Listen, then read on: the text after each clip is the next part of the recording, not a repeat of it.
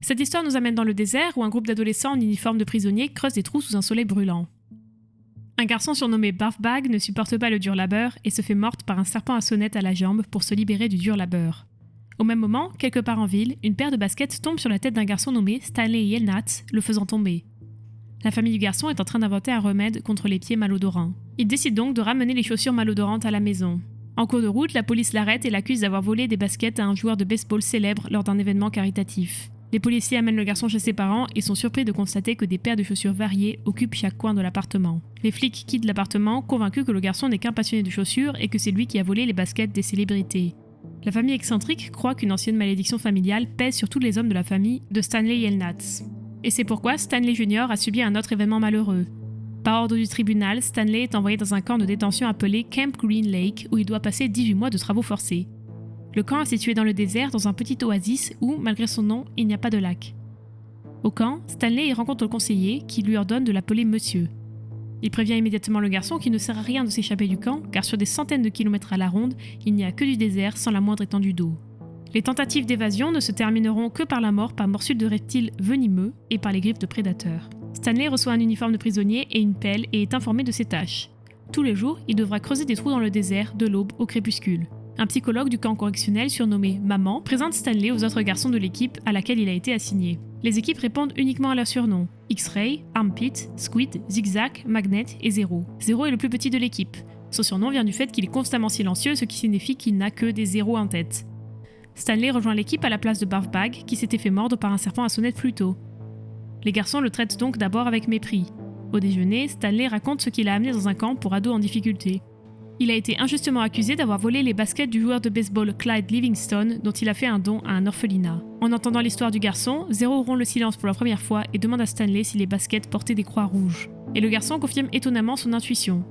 Stanley se souvient des histoires de son père à propos de leur arrière-grand-père, Stanley Yelnats, le premier du nom. C'est lui qui est à l'origine de la malédiction familiale. Il avait fait fortune en bourse par le passé, mais il s'est fait arnaquer par une femme surnommée Kate Barlow.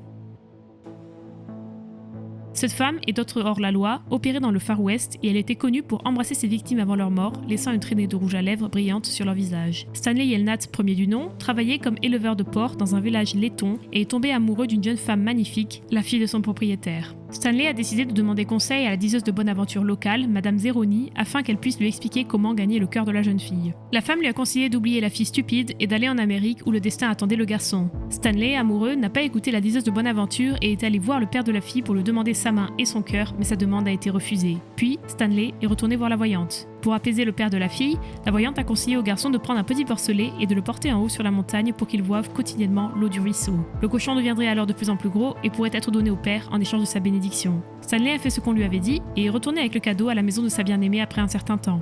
Mais comme l'avait dit la diseuse de bonne aventure, la fille était très stupide. Elle ne pouvait pas choisir entre le beau Stanley et un homme laid qui lui avait également donné un cochon. Déçu par la stupidité de la fille, Stanley décide de suivre les premiers conseils de la diseuse de bonne aventure et part pour l'Amérique où une nouvelle vie l'attend. Mais le malheureux oublie complètement la promesse qu'il avait faite à la femme. Il doit emmener Madame Zeroni sur la même montagne et lui donner à boire de l'eau des ruisseaux afin qu'elle puisse, elle aussi, reprendre ses forces dans sa jeunesse. Comme le garçon ne s'est pas conformé aux exigences de la voyante, cette dernière a maudit toute sa lignée masculine pour toujours. Après quelques jours de travail sur le camp, Stanley s'habitue aux règles locales et au dur labeur. Il remarque qu'aucun des garçons ne sait pourquoi il creuse des trous. Stanley écrit une lettre à ses parents dans laquelle il ment, disant qu'il va bien au camp afin que sa famille ne s'inquiète pas.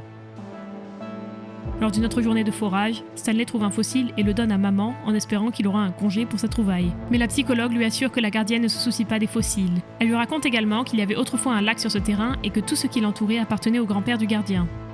L'histoire nous ramène 100 ans en arrière, à l'époque où le grand-père du gardien dirigeait la ville. Un homme du nom de Sam vend des oignons miracles qui, selon lui, guérissent toutes les maladies et font fuir les lézards venimeux. Sam a le béguin pour l'enseignante locale, Mademoiselle Catherine. Il lui donne donc un sac d'oignons. En retour, elle lui donne un pot de pêche qu'elle accueillit elle-même. Tous les hommes de la ville sont secrètement amoureux de la belle enseignante. Ils regardent donc le couple avec envie. Stanley est approché par X-Ray qui lui dit d'apporter personnellement sa prochaine trouvaille. Les garçons acceptent finalement Stanley dans le groupe et lui donnent le surnom de Caveman.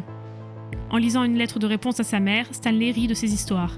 Zero lui demande ce qui le fait rire et avoue ensuite qu'il ne sait pas lire. Zero demande à Stanley de lui apprendre à lire mais dit qu'il est épuisé chaque jour à force de creuser et qu'il n'a pas le temps de le faire.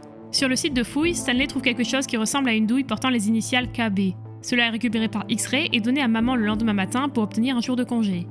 En entendant parler de la découverte, la gardienne du camp, qui s'avère être une femme, arrive au camp. Elle donne un jour de congé à X-Ray et ordonne aux autres de creuser complètement l'ensemble du site. L'histoire remonte dans le temps lorsque Sam propose à Catherine de réparer le toit qui fuit de son école en échange de ses pêches emblématiques.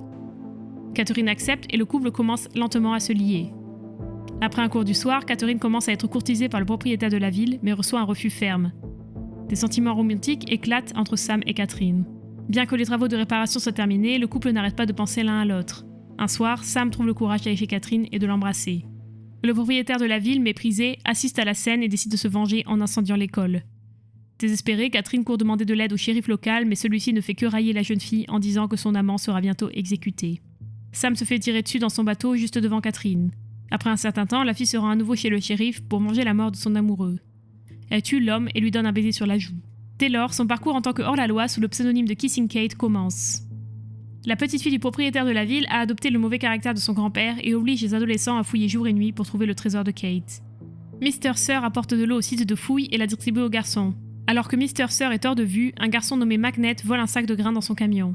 Mr. Sir remarque rapidement la perte et retourne sur le site des fouilles. Paniqué, tout le monde commence à lancer le sac de graines d'avant en arrière et celui-ci se répand aux pieds de Stanley. Malgré la situation précaire, Stanley ne dénonce aucun membre de l'équipe et en assume la responsabilité. Mr. Sir emmène le garçon chez la gardienne pour le punir du vol. Mais au lieu de la punition attendue, la gardienne réprimande Mr. Sir pour avoir empêché le garçon de creuser. Avant de retourner dans le désert, Stanley remarque des affiches dans le bureau du directeur montrant la recherche de Kissing Kate.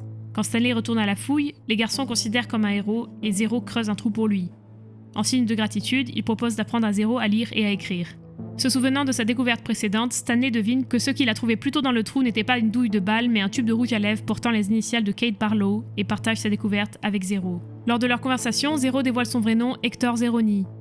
Il s'avère que le garçon est apparenté à Madame Zeroni qui a maudit la famille de Stanley il y a des années. Mais les garçons n'ont aucune idée que leurs destins sont étroitement liés et continuent de se lier d'amitié. Zero raconte à son ami l'histoire de sa mère qui l'a laissé seule dans le parc et a disparu. Pendant leur pause déjeuner, Zigzag rejoint Stanley. La gardienne arrive à la fouille et apprend par les garçons que Zero a fait une partie du travail de Stanley en échange de son apprentissage de la lecture. Stanley essaie de convaincre les adultes que le garçon est brillant et qu'il doit être encadré, ce à quoi maman rit ironiquement.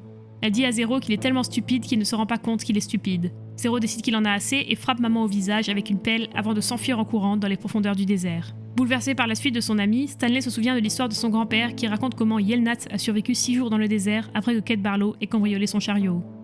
Il a trouvé son salut dans un endroit appelé God's Finger, mais à cause du stress qu'il subissait, il n'a jamais pu expliquer à personne où cela se trouvait. Le lendemain, Stanley décide de secourir son ami en fuite. Il vole une voiture à Mr. Sir et après l'avoir conduite brièvement, il tombe dans l'un des trous. Poursuivant sa route à pied, il s'enfuit au plus profond du désert tandis que le reste de l'équipe l'entourage. Après des heures passées à errer dans le désert sous un soleil de plomb, Stanley trouve enfin Zero. Le garçon s'est caché sous un vieux bateau qui appartenait autrefois à Sam. Il reste même un pot de confiture de pêche à l'intérieur que les garçons se partagent. Au loin, Stanley aperçoit une montagne qui rappelle beaucoup un pouce. Le garçon réalise que c'est la montagne dont son grand-père avait parlé dans son histoire sur Yelnats, premier du nom. Les garçons décident de gravir la montagne pour se mettre en sécurité. Alors qu'ils grimpent sur les rochers, Stanley saisit une roche fragile et glisse. Zero tend une pelle à son ami pour qu'il puisse l'utiliser pour grimper. Cela fait que le garçon se blesse gravement les paumes. Mais il a cependant sauvé Stanley de la mort. Les garçons ont presque atteint le sommet, mais à cause de la fatigue, Zero tombe et ne peut presque plus bouger. Les garçons font une pause et Hector avoue à son ami qu'il s'est retrouvé au camp à cause de lui. Zero a volé les mêmes baskets dans son orphelinat et les a jetées du pont juste au-dessus de Stanley. Effrayé à l'idée d'être tenu pour responsable, après sa confession, le garçon s'évanouit. Stanley n'a aucune rancune envers son ami et le porte sur son dos pour le reste du chemin. Ainsi, sans le savoir, il honore la promesse que son arrière-grand-père avait faite à Madame Zeroni en transportant son arrière-petit-fils jusqu'au ruisseau, au sommet de la montagne. L'heureux duo boit de l'eau du ruisseau et mange les mêmes oignons miraculeux que Sam faisait pousser juste à côté de l'eau. Pendant ce temps, le père de Stanley parvient enfin à trouver un remède efficace à l'odeur désagréable des pieds en combinant les essences de pêche et d'oignons. La malédiction familiale de la famille Stanley est désormais définitivement levée. L'avocat de Stanley arrive au camp et dit à la gardienne que le garçon est innocent et qu'il doit être envoyé chez lui. Cependant, la gardienne cache que Stanley s'est évadé du camp depuis 4 jours et qu'il est peut-être déjà mort. Nous remontons une dernière fois dans le temps. Kate Barlow trouve le bateau de Sam et s'assoit en souvenir de son ancien amant. La femme est approchée par le propriétaire de la ville qui tente de lui faire dire où elle a caché tous les trésors volés. Mais Kate se laisse mordre par un lézard à poings jaunes et emporte son secret dans sa tombe. Depuis, plus d'une génération du propriétaire a fouillé sans succès les terres de l'ancien lac pour trouver le trésor. Le lendemain matin, Stanley et Zero sont les premiers à se rendre sur le site des fouilles et à déterrer le coffre au trésor à l'endroit où Stanley a également trouvé le rouge à lèvres. La gardienne les retrouve, accompagnée de ses complices, et prévoit de s'emparer du trésor tant convoité, déterré par les garçons. Mais ses plans sont contrecarrés par des lézards venimeux qui envahissent les garçons et le coffre au trésor. Plus tard, un avocat arrive sur le site des fouilles, accompagné de la police.